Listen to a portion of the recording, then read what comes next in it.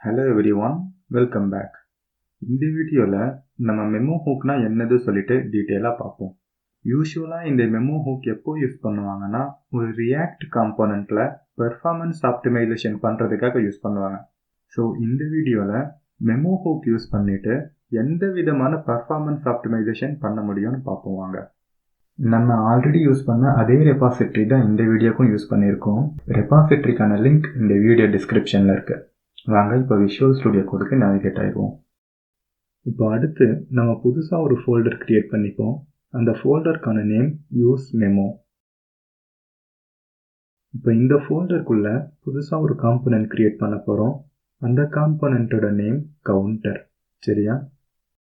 இந்த memo hook use பண்ணுறதுக்கு முன்னாடி ஒரு சில ஸ்டேட் அப்டேட் ஃபங்க்ஷனாலிட்டிஸ் நம்ம காம்போனண்ட்டில் இருந்துச்சுன்னா இந்த மெமோ ஹூக் எப்படி ஒர்க் ஆகுது சொல்லிட்டு நம்மளால் ஈஸியாக அண்டர்ஸ்டாண்ட் பண்ண முடியும்.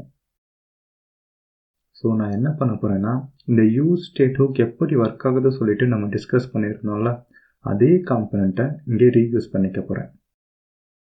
உங்களுக்கு ஸ்டேட் ஹூக் எப்படி ஒர்க் ஆகுது சொல்லிட்டு தெரியலன்னா நம்ம சேனலில் ஆல்ரெடி வீடியோ இருக்குது, அதை பார்த்துட்டு அதுக்கப்புறமா இதை கண்டினியூ பண்ணுங்கள். ஸோ அடுத்து யூஸ் ஸ்டேட்டுங்கிற ஃபோல்டருக்குள்ளே இருக்க கவுண்டர் காம்போனண்ட்டை நம்ம ரீயூஸ் பண்ணிப்போம். சரியா? அடுத்து ஒரு ஹரிசான்டல் லைன் ஒன்று க்ரியேட் பண்ணிப்போம். அதுக்கப்புறமா ஒரு பேராகிராஃப் டேக். இப்போ அடுத்து நம்ம என்ன பண்ண போகிறோம்னா யூசர் ஒரு நம்பர் கொடுக்க போகிறாங்க.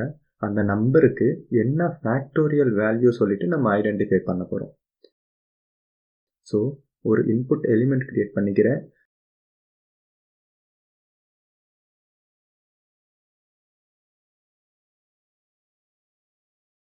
அந்த இன்புட் எலிமெண்ட்க்கு ஆன் சேஞ்ச் ஈவெண்ட். இப்போ இந்த ஆன் சேஞ்ச் ஈவெண்ட்டில் நம்ம ஸ்டேட் வேரியபிளுக்கு வேல்யூவை செட் பண்ணுவோம். அடுத்த ஸ்டெப்ஸில் நம்ம ஸ்டேட் வேரியபிள் க்ரியேட் பண்ணுவோம். பட் இங்கே வந்துட்டு டைரெக்டாக நான் செட் ஸ்டேட்டை யூஸ் பண்ணிக்கிறேன். சரியா?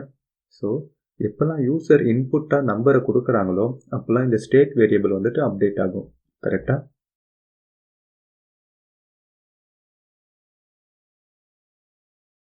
இங்கே பார்த்தீங்கன்னா ஆன் சேஞ்ச் ஈவெண்ட்டில் நம்ம ஸ்டேட் வேரியபிளோட வேல்யூ அப்டேட் பண்ணுறோம்ல, அதுக்கான ஸ்டேட் வேரியபிளை இப்போ செட் பண்ணுவோம். கான்ஸ்ட் சொல்லி போட்டுட்டு நம்பர் அண்ட் செட் நம்பர். அதாவது யூஸ் ஸ்டேட் எப்படி யூஸ் பண்ணணும் சொல்லிட்டு நீங்கள் ஆல்ரெடி வீடியோ பார்த்துருப்பீங்க. அது பார்க்கலன்னா அகைன் அதை பார்த்துட்டு இதை கண்டினியூ பண்ணுங்கள். So number and set number is equal to use ஸ்டேட்டுன்னு சொல்லிட்டு டிஃபால்ட் வேல்யூவாக நான் 1 வச்சுக்கிறேன். சரியா? அதுக்கப்புறமா இந்த அப்டேட் ஆகிற நம்பருக்கு நம்ம ஃபேக்டோரியல் வேல்யூ என்னது சொல்லிட்டு ஐடென்டிஃபை பண்ணணும். அதுக்காக ஃபேக்டோரியல் ஆஃப் சொல்லிட்டு ஒரு மெத்தட் ஒன்று க்ரியேட் பண்ணிக்கிறேன். அந்த மெத்தடுக்கு ஒரு ஆர்குமெண்ட் பாஸ் பண்ண போகிறேன். அது ஒன்றும் இல்லை, யூசர் கொடுத்த இன்புட் நம்பரை தான் இங்கே நம்ம பாஸ் பண்ண போகிறோம். அதுக்கப்புறமா அந்த மெத்தடுக்குள்ளே ஒரு கன்சோல் ஸ்டேட்மெண்ட். இந்த கன்சோல் ஸ்டேட்மெண்ட் எதுக்காகனா இந்த மெத்தட் எப்போ எக்ஸிக்யூட் ஆகுது சொல்லிட்டு பார்த்துக்கிறதுக்காக இந்த கன்சோல் ஸ்டேட்மெண்ட்.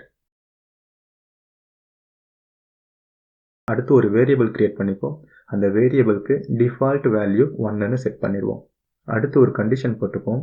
இந்த கண்டிஷன் எதுக்காகனா வர input number less than or equal to 1 இருந்துச்சுன்னா டைரெக்டாக 1 வந்துட்டு ரிட்டர்ன் பண்ணிடுவோம். எதுக்காக இப்படி பண்ணுறோன்னா 0 ஆர் 1 இந்த ரெண்டு நம்பருக்கும் ஃபேக்டோரியல் வேல்யூ வந்துட்டு 1. சரியா? அதுக்காக தான் இந்த கண்டிஷன் போட்டுரும். அடுத்து இந்த எல்ஸ் பிளாக்குக்குள்ளே ஃபேக்டோரியல் வேல்யூ ஐடென்டிஃபை பண்ணுறதுக்காக லாஜிக் எழுத போகிறோம்.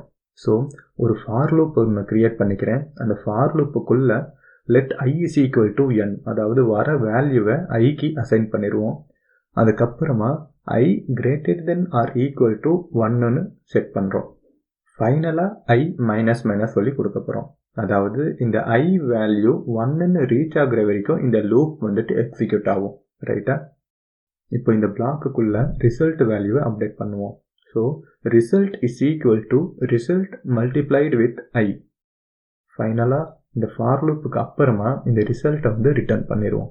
இங்கே பார்த்தீங்கன்னா இந்த ஃபேக்டோரியல் ஆஃப்ங்கிற மெத்தட் வந்துட்டு ஒரு சிம்பிளான லாஜிக் தான். அந்த அளவுக்கு காம்ப்ளெக்ஸான கம்ப்யூட்டேஷன்லாம் நம்ம பண்ணலை. பட் நீங்கள் வந்துட்டு ஒரு காம்ப்ளெக்ஸான கம்ப்யூட்டேஷன் சொல்லிட்டு நினச்சிக்கோங்க. ஒரு காம்போனண்ட்டில் ஒரு காம்ப்ளெக்ஸான கம்ப்யூட்டேஷன் நடக்கும்போது என்ன ஆகும்னா அப்ளிகேஷனோட மெயின் த்ரெட் அப்படியே பிளாக் ஆகிட்டு கொஞ்சம் டைம் எடுத்துட்டு அதுக்கப்புறமா தான் யூஐ அப்டேட் ஆகும். அந்த மாதிரி நீங்கள் நினச்சிக்கோங்க. சரியா?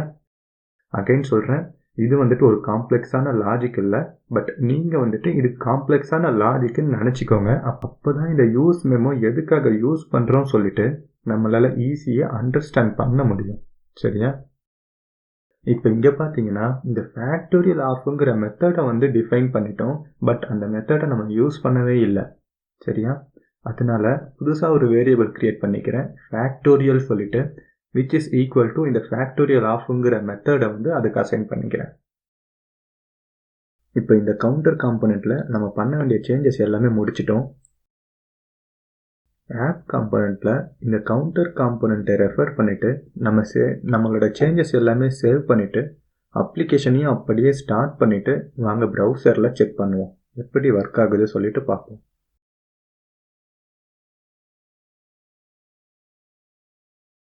இப்போ இங்கே ப்ரௌசரில் பார்த்தீங்கன்னா நம்ம காம்பனண்ட்டில் டிஃபைன் பண்ணியிருந்த எலிமெண்ட்ஸ் எல்லாமே நம்மளால் பார்க்க முடியுது. இங்கேருந்து நான் டீபக்கிங் டூல் ஓப்பன் பண்ணிக்கிறேன். அப்போ தான் நம்மளால் கன்சோல் ஸ்டேட்மெண்ட்ஸும் பார்க்க முடியும். அடுத்து இந்த இன்புட் எலிமெண்ட்டுக்கு 100ங்கிற நம்பரை வேல்யூவாக கொடுப்போம். அப்படி கொடுத்த உடனே இந்த டீபக்கிங் டூலில் பார்த்தீங்கன்னா நம்மளால் கன்சோல் ஸ்டேட்மெண்ட்ஸ் பார்க்க முடியுது. அதே மாதிரி அந்த இன்புட் எலிமெண்ட்டுக்கு கீழே ஃபேக்டோரியல் வேல்யூவும் பார்க்க முடியுது. ரைட்டா? இது வந்து எக்ஸ்பெக்டட் ரிசல்ட். பட் நான் ஆல்ரெடி சொல்லியிருந்த மாதிரி இந்த ஃபேக்டோரியல் மெத்தட் வந்துட்டு ஒரு காம்ப்ளெக்ஸான லாஜிக்காக இருந்தால் இந்த ஃபேக்டோரியல் வேல்யூ இருக்குல்ல, அந்த வேல்யூ அப்டேட் ஆகிறதே ஒரு 4 to 5 செகண்ட்ஸ் எடுக்கலாம். ஃபார் எக்ஸாம்பிள் உங்களோட காம்ப்ளெக்ஸான லாஜிக்கை பொறுத்து அந்த டைம் எடுக்கும். சரியா? ஓகே, இது ஒரு சைடு இருக்கட்டும். இப்போது காம்போனண்ட்டோட ஸ்டேட் அப்டேட் பண்ணுவோம். இங்கே பார்த்தீங்கன்னா நான் காம்போனண்ட்டோட ஸ்டேட் அப்டேட் பண்ண நமக்கு கன்சோல் ஸ்டேட்மெண்ட் பிரிண்ட் ஆகுது.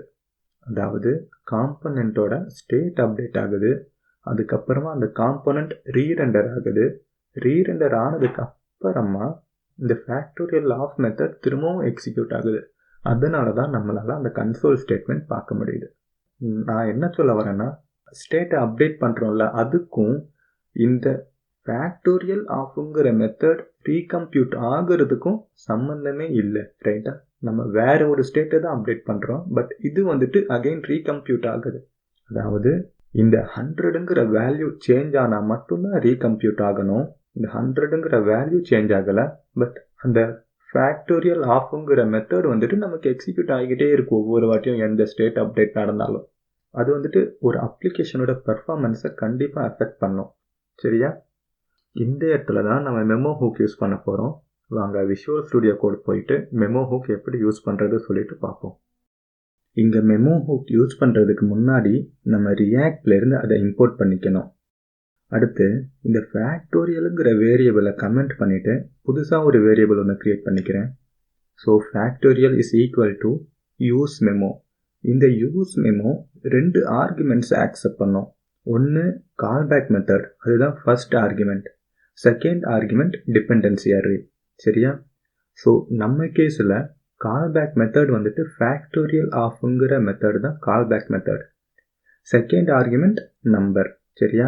ஃபார் எக்ஸாம்பிள் இந்த டிபெண்டன்சி அரே எம்டியாக விட்டுட்டோம்னா இந்த useMemo every time component re-render ஆகும்போது எக்ஸிக்யூட் ஆகும். சரியா? இந்த useMemo என்ன பண்ணுன்னா எவ்ரி டைம் இந்த டிபெண்டன்சி அரேல வேல்யூ சேஞ்ச் ஆனால் மட்டும் கால்பேக் மெத்தட் எக்ஸிக்யூட் பண்ணிவிட்டு அதில் ரிட்டர்ன் ஆகிற வேல்யூவை ஸ்டோர் பண்ணி வச்சுக்கும். ஸோ எப்போல்லாம் காம்பனண்ட் ரீரெண்டர் ஆகுதோ அப்போல்லாம் ஆல்ரெடி ஸ்டோர் ஆகிருக்க வேல்யூவை தான் ரிட்டர்ன் பண்ணுமே தவிர கால்பேக் மெத்தடை திரும்பவும் எக்ஸிக்யூட் பண்ணாது. அதாவது ரியாக்ட் டாக்குமெண்டேஷனில் என்ன சொல்லியிருப்பாங்கன்னா, useMemo மெமமைஸ் தி ரிட்டர்ன்டு வேல்யூ. அதாவது இந்த useMemo ஸ்டோர் பண்ணி வச்சுக்கும். மெமமைஸ்னா ஸ்டோர் பண்ணி வச்சுக்கோன்றதை தான் சொல்ல வராங்க. இப்போ நம்ம சேஞ்சஸ் எல்லாமே சேவ் பண்ணிவிட்டு வாங்க ப்ரௌசரில் செக் பண்ணுவோம். நான் பேஜை ஃபஸ்ட்டு ரீஃப்ரெஷ் பண்ணிக்கிறேன். ரீஃப்ரெஷ் பண்ணிவிட்டு அகெயின் அந்த இன்புட்டுக்கு 100ங்கிற வேல்யூவை கொடுப்போம். இப்போ இந்த டீபக்கிங் டூலில் பார்த்தீங்கன்னா நம்மளால் கன்சோல் ஸ்டேட்மெண்ட் பார்க்க முடியுது. அடுத்து இந்த காம்போனண்ட்டில் இருக்க மற்ற ஸ்டேட்ஸ் எல்லாம் அப்டேட் பண்ணுவோம். அப்படி பண்ணும்போது நம்மளால் கன்சோல் ஸ்டேட்மெண்ட் பார்க்க முடியலை.